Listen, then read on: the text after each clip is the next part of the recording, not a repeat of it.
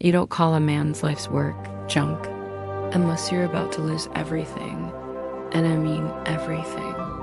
My nephew stood in my late husband's workshop and said it was worthless. What he didn't know, and what no one else in that garage realized yet, was that one sentence had just destroyed his future. There was a detail he missed.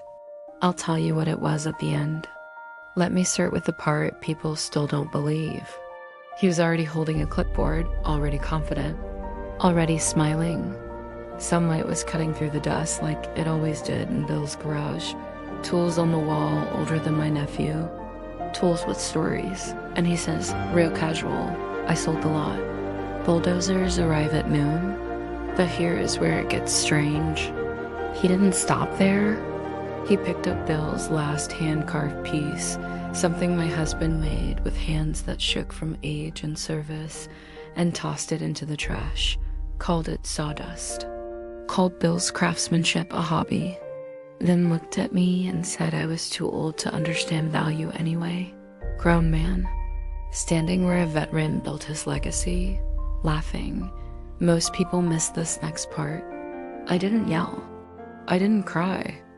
I reached for Bill's old drafting compass, the one he used to measure everything twice.